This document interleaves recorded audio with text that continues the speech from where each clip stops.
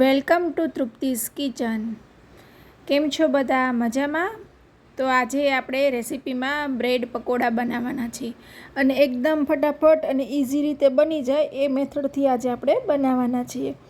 કેમ કે મસાલામાં વધારે તમારે માથાકૂટ કર્યા વગર ઇઝી બની જાય એ રીતનું હું કોન્સેપ્ટ લઈ અને આવી છું અને ખાવામાં પણ સુપર ટેસ્ટી એવા આ પકોડા બને છે. તો અહીંયા બટેટાને બાફી અને રેડી કરી લીધા હતા. તો હવે આપણે એને સરખી રીતે મેશ કરી લઈએ. એકદમ પ્રોપર મેશ કરવાના છે જેથી કરી મસાલામાં કોઈ ગઠ્ઠા ના રહે. તો આટલા મેશ કર્યા પછી હવે એમાં આપણે નમક એડ કરશું અને નમક તમે તમારા ટેસ્ટને અકોર્ડિંગ તમે લઈ શકો છો. ત્યારબાદ મરી પાવડર મેં અહીંયા 1 ચમચી જેવું લીધો છે. જે નાની ચમચી આવે એ 1 ચમચી મરી પાવડર લીધો છે. ત્યારબાદ રેગ્યુલર ગરમ મસાલો એ મેં મોટી 1 ચમચી લીધો છે. ગરમ મસાલો અહીંયા થોડોક આગળ પડતો લેવાનો છે કેમ કે પકોડામાં ગરમ મસાલાનો ખૂબ સરસ ટેસ્ટ આવે છે. ત્યારબાદ આદુ, મરચાં અને લસણની પેસ્ટ કરી અને રાખી હતી એ પેસ્ટ હવે આપણે અહીંયા એડ કરી દઈએ. તો અહીંયા મોટી 2 ચમચી જેવી પેસ્ટ લીધી છે. ત્યારબાદ 1 લીંબુનો રસ છે અને થોડી કોથમીરનો ટેસ્ટ ખૂબ જ સરસ પકોડામાં આવે છે એટલે એ ખાસ લેવી. ત્યારબાદ મોટી 1 ચમચી ધાણા જીરું પાવડર અને આ મસાલાને હવે આપણે સારી રીતે મિક્સ કરી લઈએ. અને આ મસાલો જે છે એ આપણે વઘારવાનો નથી, આ જ રીતે આપણે લેવાનો છે અને સારી રીતે અહીંયા આપણે મિક્સ કરી લઈએ. અને વઘાર્યા વગરનો મસાલો આપણે બનાવીએ છીએ એટલે એકદમ ફટાફટ રેડી થઈ જશે અને ખાવામાં પણ સુપર ટેસ્ટી એવો આ મસાલો બની અને રેડી થાય છે. તો તમે જરૂરથી એકવાર ટ્રાય કરજો આ રીતે પકોડા બનાવવાની. આપણે વઘાર્યો નથી તો એવું ના લાગે કે એમાં કોઈ ટેસ્ટ નહીં હોય, પણ તમે આ રીતે બધા ભરપૂર મસાલા નાખી અને બનાવશો તો પણ એ ખૂબ જ સરસ બની અને રેડી થશે. તો તમે જરૂરથી એકવાર ટ્રાય કરજો. અમારા ઘરમાં તો રેગ્યુલર આ રીતે જ બ્રેડ પકોડાનો મસાલો બને છે. વઘારેલો બધાને ઓછો ભાવે છે એટલે આ રીતે હું મસાલો રેડી કરી અને બનાવું છું. એટલે અમારા ઘરમાં મોસ્ટલી આ જ મસાલાના બ્રેડ પકોડા બનતા હોય છે. તમે પણ ટ્રાય કરજો. ખૂબ જ સરસ બની અને રેડી થાય છે અને ઝટપટ બની પણ જાય છે અને ટેસ્ટ વાઇઝ પણ સરસ લાગે છે. તો અહીંયા બ્રેડ લઈ અને આ રીતે આપણે મસાલો જે છે એ સરસ બધી બાજુ આપણે લગાવી દેવાનો છે અને બહુ જાડુંય નહીં અને બહુ પતલુંય નહીં એ રીતે મસાલાનું આપણે અહીંયા લેયર કરવાનું છે. ત્યારબાદ આપણે બીજી બ્રેડ છે એના ઉપર આ રીતે કવર કરી લેશું. ત્યારબાદ અહીંયા આપણે એને પકોડાનો શેપ આપી દઈશું. તો તમે જોઈ શકો છો બહુ વધારે નહીં અને બહુ ઓછો નહીં એ રીતે આપણે મસાલો ભરી અને બ્રેડ રેડી કરી લીધી છે. ત્યારબાદ એક બાઉલમાં આપણે ચણાનો લોટ લીધો છે, એમાં આપણે થોડુંક નમક એડ કર્યું. નમક તમે તમારા ટેસ્ટને અકોર્ડિંગ લઈ શકો છો.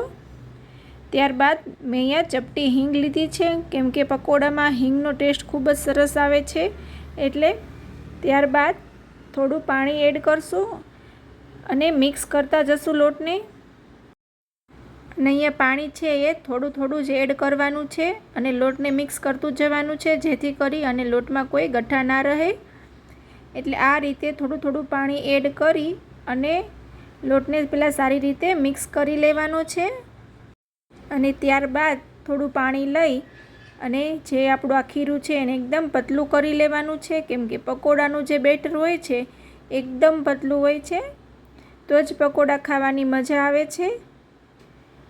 એટલે જેમ જોઈએ એમ પાણી એડ કરી લેવાનું અને ત્યારબાદ એકદમ આવું પતલું ખીરું આપણે રેડી કરવાનું છે. આટલું પતલું ખીરું હોવું જોઈએ. હવે આપણે અહીંયા એક કડાઈમાં તેલ ગરમ કરવા રાખી દીધું હતું. તો તેલ છે એ સારી રીતે ગરમ થઈ ગયું છે.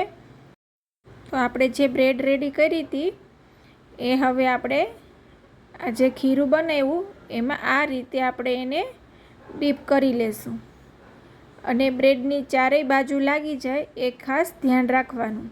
અને આ રીતે એક્સ્ટ્રા જે છે એ બધું નિતારી લેવાનું છે. ત્યારબાદ આ ગરમ તેલમાં આપણે આ રીતે ધીમેથી મૂકી દેવાનું છે. અને તેલ છે એ આપણે સારી રીતે ગરમ થયેલું હોવું જોઈએ, તો જ તમારા જે પકોડા છે એ બની અને સરસ રેડી થશે. એટલે આટલું તેલ ગરમ થાય પછી જ તમારે એમાં પકોડું એડ કરવાનું છે. આ રીતે હવે આપણે બીજું પકોડું પણ મૂકી દઈએ અને આ રીતે છરીની મદદથી હવે આપણે પકોડાને ફેરવી લઈએ.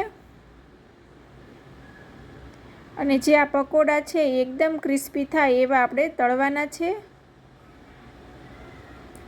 આ પકોડાનો કલર ચેન્જ થશે એટલે ઓટોમેટિક તમને ખ્યાલ આવી જશે કે જે પકોડા છે એ બની અને રેડી છે. તો આપણે એને ગોલ્ડન બ્રાઉન જેવા થવા દેવાના છે. આ રીતના ગોલ્ડન બ્રાઉન થઈ જાય પછી આપણે એને તેલમાંથી બહાર કાઢી લઈશું.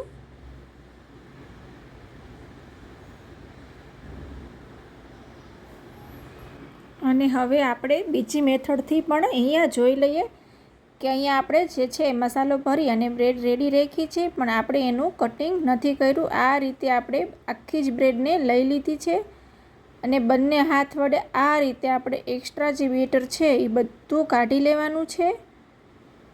અને હવે આપણે એને તેલમાં લઈ લઈએ. બીજી મેથડ છે, તમને જે મેથડ અનુકૂળ આવે એ તમે કરી શકો છો. પહેલી વાળી કરવી હોય તો એ, અને બીજી આ રીતની કરવી હોય તો આ રીતે પણ કરી શકો છો. મોસ્ટલી હું આ રીતે જ બ્રેડ પકોડા કરું છું. પહેલાં આવી રીતે આખી બ્રેડને તળી લઉં છું, પછી એનું કટિંગ કરું છું.